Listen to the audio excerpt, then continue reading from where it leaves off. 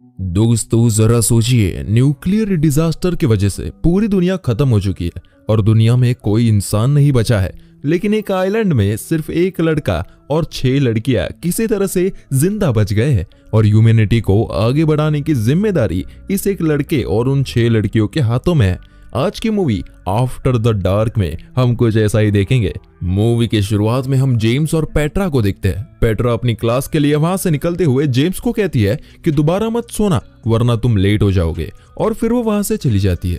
शायद जेम्स थक गया था इसलिए वो सो जाता है और जब उसकी नींद खुलती है तो वो देखता है कि वो क्लास के लिए लेट हो चुका है। वो भागता हुआ क्लास पहुंचता है जिसमें वो बिल्कुल एंड मोमेंट पर पहुंच जाता है। इन सभी की फिलॉसफी की क्लास चल रही थी। इनका प्रोफेसर जिमिट था। आज सभी बच्चों की लास्ट क्लास थी। जिमिट बोलता है कि उन्हें इस साल जो भी पढ़ाया गया उसका प्रैक्टिकल चेक करने का समय आ चुका है। वो कहता है कि हम सभी लोग एक माइंड एक्सरसाइज करेंगे जिससे ये पता चलेगा कि आप लोगों ने जो पढ़ा है उसमें क्या सीखा है। स्टूडेंट्स अलग अलग सिचुएशन सजेस्ट करते हैं, जैसे समझ लो एक रेल की पटरी पर 5 लोग बंधे हुए हो और दूसरी पटरी पर एक आदमी बंधा हुआ हो, तो बेहतर है कि ट्रेन को एक आदमी की तरफ बढ़ा दिया जाए क्योंकि 5 लोगों के मरने से बेहतर है कि एक ही मरे। दूसरा कहता है कि सिचुएशन ऐसी भी हो सकती है कि ट्रेन की पटरी के सामने एक बहुत मोटा आदमी खड़ा हो जिसे धक्का देकर उसे ट्रैक पर गिरा दे तो उस ट्रेन अपनी पटरी से ही उतर जाएगी जिससे 5 लोग बच जाएंगे। एक लड़की सिचुएशन सजेस्ट करती है जिसमें वो एक बिल्डिंग से गिरने वाली है और खुद को बचाने के लिए उसने अपने 3 दोस्तों को कांटेक्ट किया। वो तीनों उसे बचाते नहीं क्योंकि उसे बचाते हुए वो खुद भी बिल्डिंग से गिर जाएंगे, और जैसे ही वो लड़की बिल्डिंग से नीचे की तरफ गिरती है वो बच जाती है और उसे पता चल जाता है कि अपने इन तीनों दोस्तों पर वो कभी भरोसा नहीं कर सकती। इसी तरह की कुछ सिचुएशंस बाकी स्टूडेंट सजेस्ट करते हैं, लेकिन जिमिट कुछ अलग ही सिचुएशन को डिस्कस करना चाहता है। वो कहता है कि अर्थ पर एपोकैलिप्स आया है जिसमें हर जगह न्यूक्लियर बॉम्ब्स गिराए जा रहे हैं। बचने के लिए सिर्फ एक बंकर है जिसमें 1 साल तक टाइम स्पेंड करना होगा। मोटिव सिर्फ जिंदा बचने नहीं बल्कि ह्यूमन रेस को यही बचे हुए लोग 1 साल के बाद आगे बढ़ाएंगे। लेकिन उस बंकर की कैपेसिटी सिर्फ 10 लोगों की है और प्रॉब्लम यह है कि ये लोग 21 है। ऑब्वियसली 21 लोग बंकर में आ सकते हैं, लेकिन 1 साल तक इनफ रेशन और ऑक्सीजन ना होने की वजह से कुछ लोगों को खुद को सेक्रीफाइस करना होगा। ये पूरी एक्सरसाइज एक इमेजिनेशन के अंदर होगी। सभी क्लासरूम में होंगे लेकिन उसके सीन्स उनके माइंड में चलेंगे। वो लोग इस एक्सरसाइज को डिस्कस करते हुए करेंगे, लेकिन हमें मूवी में ये सीन्स के रियल जैसे दिखाया गया है, लेकिन ये सिर्फ उनकी इमेजिनेशन रहती है। अब हम जानते हैं कि ये सिर्फ 21 लोग हैं, लेकिन बंकर में सिर्फ 10 लोग रह सकते हैं। बंकर में कौन रहेगा और किसे खुद को सेक्रीफाइस करना होगा वो उसका प्रोफेशन डिसाइड करेगा। जिमिट एक बॉक्स से सभी को रैंडम चिट्स निकालने को कहता है जिसमें एक प्रोफेशन लिखा है। जिस इंसान के प्रोफेशन का फायदा उन्हें फ्यूचर में मिलेगा उसे बंकर में रहना अलाउड है और बाकी लोग बाहर रहेंगे। जैसे कि जेम्स एक फार्मर है जो एपोकैलिप्स खत्म होने के बाद अपनी फार्मिंग स्किल से खेती करके फूड सप्लाई बढ़ाएगा। पेट्रा एक स्ट्रक्चरल इंजीनियर है तो वो भी फ्यूचर में काफी कम आएगी, इसलिए उसको जिंदा रहना जरूरी है। एक लड़का इलेक्ट्रिशियन है तो बंकर के अंदर इलेक्ट्रिक डिफॉल्ट्स में वो हेल्प कर सकता है। लेकिन जो फैशन डिजाइनर है या जो रियल एस्टेट एजेंट है या जो एक ऐसे प्रोफेशन से बिलोंग करता है जो इतना यूजफुल नहीं है, उसे बंकर में जाने की लेस प्रायोरिटी दी जाएगी। एक लड़के का प्रोफेशन तो पोइट है तो जिमिट उसे तुरंत शूट करके मार देता है। जिमिट कहता है कि ये हमारे साथ बंकर में जाएगा नहीं, इसलिए ये बाहर न्यूक्लियर रेडिएशन से तड़प तड़प कर वैसे भी मरी जाएगा, इसलिए बेटर है कि उसे अभी मुक्त कर दिया जाए। फ्रेंड्स, आपको फिर से बता दूं कि ये सब रियल में नहीं हो रहा है बल्कि ये सिर्फ एक क्लासरूम डिस्कशन है जिसके सीन्स हमें दिखाए जा रहे हैं। अब सभी लोग वोट करते हैं कि कौन उनके प्रोफेशन के बेस पर जाने के लिए एलिजिबल है और कौन नहीं। जॉर्जिना एक डॉक्टर है जिसके लिए सब वोट करते हैं। चिप्स नाम का लड़का एक कारपेंटर है जो बंकर में जाने के लिए एलिजिबल है। आखिर में क्योंकि जिमिट के पास वाइल्ड कार्ड है इसलिए सभी उसके फेवर में वोट करते हैं, क्योंकि क्या पता उसके पास कोई सीक्रेट इंफॉर्मेशन हो जिसकी जरूरत उन 10 लोगों को पड़े। अब हमारे पास वो सभी लोग हैं जो अगले 1 साल तक बंकर में रहेंगे और वो लोग हैं जो बंकर के बाहर रहकर न्यूक्लियर बॉम्ब से खत्म होंगे। जेम्स कहता है कि हम लोगों को बंकर में जाने से पहले कुछ देर के लिए अकेला रहना चाहिए। वो पेट्रा के साथ टाइम स्पेंड कर ही रहा था कि उसने गोली चलने की आवाज आती है और वो देखता है कि जिमिट ने उन सभी लोगों को गोली से मार दिया था जो लोगों को बाहर रहना था। बाकी सभी लोग प्लान बनाते हैं और बंकर के अंदर पहुंच जाते हैं और जिमिट के वहां पहुंचने से पहले दरवाजा बंद कर देते क्योंकि जिमिट उनके लिए अब खतरा लग रहा था। अब ये सभी लोग बंकर के अंदर अपना काफी टाइम स्पेंड करते हैं। एक दिन पेट्रा बाहर जाकर देखती है कि जिमिट न्यूक्लियर रेडिएशन की वजह से जल चुका था। वो बताता है कि बंकर के एग्जिट कोड सिर्फ उसे पता है और फिर वो वहीं पे अपना दम तोड़ देता है। जब बाकी सभी को ये बात पता चलती है तो उनमें से एक डोर को खोलने वाली थी, लेकिन बाकी उसको रोकते हुए कहते हैं कि दरवाजा खोलते ही रेडिएशन की वजह से सभी मारे जाएंगे। वो सभी सोचते हैं कि शायद जिमिट झूठ कह रहा है, इसलिए वो दरवाजा नहीं खोलता। इसके बाद हम देखते हैं कि दिन बीतते चले जाते हैं, महीने बीते चले जाते हैं और जिमिट की बॉडी टाइम के साथ साथ डिकम्पोज होती चली जाती है। फाइनली जब 1 साल पूरा होता है तो अर्थ खुद को दोबारा रिकवर कर चुका था, लेकिन जब ये सभी लोग बंकर से बाहर निकलने की कोशिश करते हैं तो वो पासकोड मांगता है, यानी कि जिमिट सच बोल रहा था। अब ये लोग अंदर बंद हो चुके हैं, लेकिन ये लोग हार नहीं मारते और अलग अलग तरह से दरवाजे को तोड़ने की कोशिश करते हैं। गोलियां चलाते हैं, रॉड से मारते हैं, लेकिन दरवाजा खुलता नहीं। कुछ दिन बाद कुछ लोग अपनी जान दे देते हैं और जो बचते हैं वो ऑक्सीजन खत्म होने की वजह से मारे जाते हैं। बस इसके बाद हम दोबारा क्लास वाला सीन में पहुंच जाते हैं। चिप्स जिमिट से कहता है कि ऐसा क्यों हुआ कि एग्जिट कोड सिर्फ उसके पास ही थे।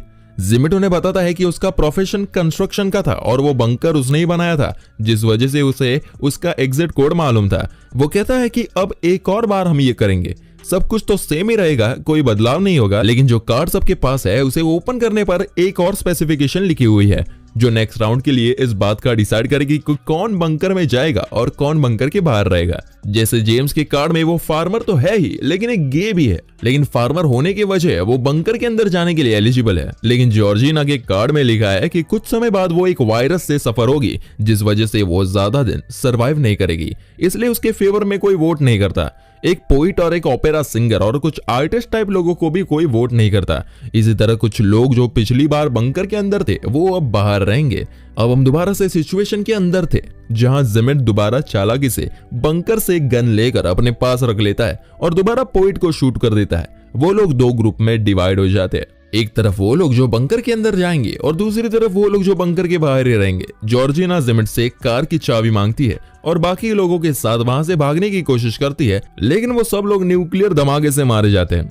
जिमिट और बाकी सब बंकर के अंदर आ चुके थे। पेट्रा रात को देखती है कि जेम्स अपने बेड में नहीं है। जब वो उसे ढूंढते हुए जाती है तो वो देखती है कि जेम्स जैक नाम के लड़के के साथ इंटीमेट हो रहा था क्योंकि वो गे था।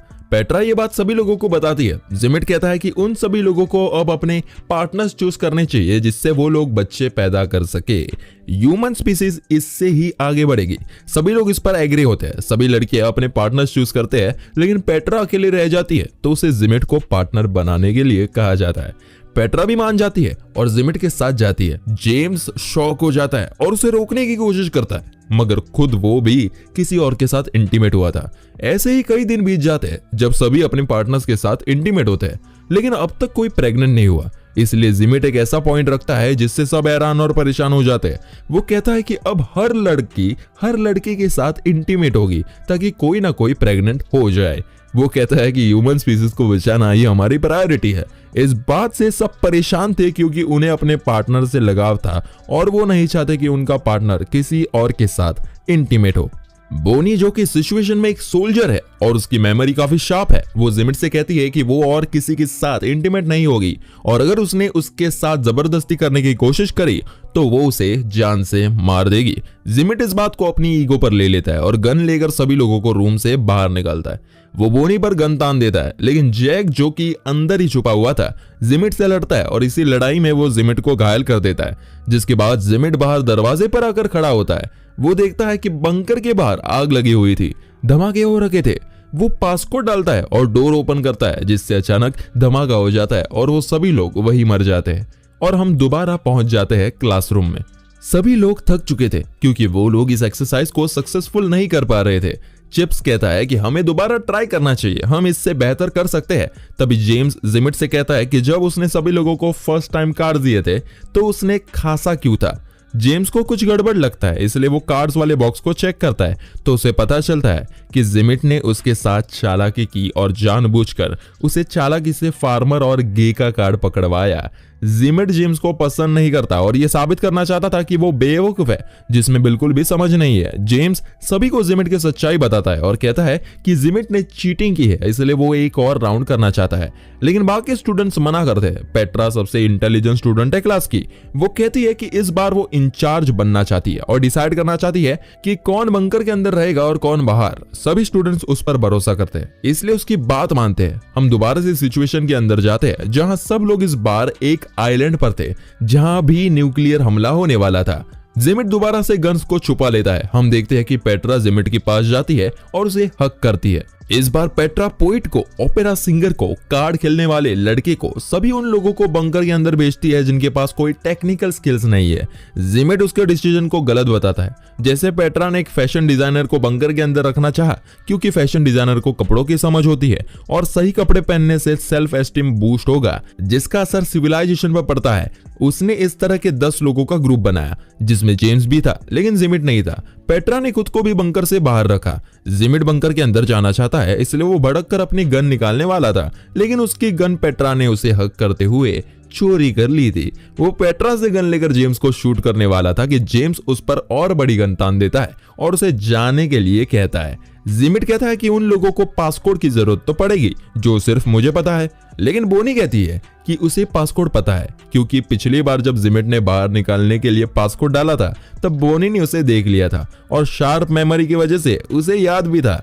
ये सुनकर जिमिट वहां से चला जाता है। इसके बाद जेम्स पेट्रा को बंकर के अंदर आने कहता है, लेकिन पेट्रा नहीं मानती और कहती है कि यहाँ से थोड़ी दूर एक आइलैंड है, हम लोग बोट से वहां चले जाएंगे। लेकिन चिप्स पेट्रा को बोट की चाबी देने के बहाने अपने पास बुलाता है और उसे बंकर के अंदर भेजकर खुद को बाहर सेक्रीफाइस करता है। इधर ये सभी लोग बोट से निकल पड़ते हैं। पेट्रा और बाकी सब लोग इस बार अंदर काफी बढ़िया टाइम स्पेंड करते हैं क्योंकि इस बार वहां सब लोग आर्टिस्ट थे। वो लोग प्लेस पढ़ते हैं, पोइट अपनी पोइट्री सुनाता है, वो सब लोग काफी खुश थे और इसी तरह दिन बीत जाते हैं और 1 साल पूरा हो चुका था। लेकिन जब वो बाहर आते हैं तो देखते हैं कि सब कुछ वैसा ही था। बॉम्ब उनके आइलैंड पर गिरा ही नहीं। जिमिट कहता है कि वो सभी लोग इसके बाद भी जल्दी मारे जाएंगे क्योंकि उन लोगों के पास कोई ऐसे टेक्निकल स्किल्स है ही नहीं जिससे वो वहां से निकलने के लिए कुछ बना पाए और ना ही वो इस आइलैंड पर ज्यादा दिन सर्वाइव कर पाएंगे। लेकिन पेट्रा इससे अलग सोचती है। वो कहते हैं कि मैंने लॉजिक से नहीं बल्कि अपने दिल से फैसला लिया था, ये सोचकर कि हम जितना समय जिंदा रहे उतना टाइम खुशी से तो रहे, हम लोग मौत को भी खुशी खुशी एक्सेप्ट कर लेंगे। सिचुएशन के अंदर हम देखते हैं कि उनके पास एक बॉम्ब गिरता है। जेम्स मौत को एक्सेप्ट करके उसका बटन दबाने ही वाला था कि गन लेकर जिमिट वहां पहुंचता है जिसके बाल काफी बढ़ चुके थे और जो अभी तक जिंदा था उसकी सिर्फ एक गोली बची थी जिससे वो जेम्स को मारने वाला था कि सभी लोग जेम्स को बचाने के लिए उसके आगे आ जाते हैं और बॉम्ब का बटन दबा देते हैं जिससे वहां धमाका हो जाता है। इधर चिप्स अपने साइड की सिचुएशन बताता हुआ कहता है कि वो लोग बोट से दूसरे आइलैंड में पहुंच चुके थे जिसके बाद बचे हुए लड़कों के किसी ना किसी तरह मौत हो गई और वो अकेला 6 लड़कियों के साथ बचा था। उसके पास उन सबके साथ एक एक दिन इंटीमेट होने की अपॉर्चुनिटी थी और वो एक एक करके रोज लड़कियों के साथ इंटीमेट होता था और 7वें दिन आराम करता था।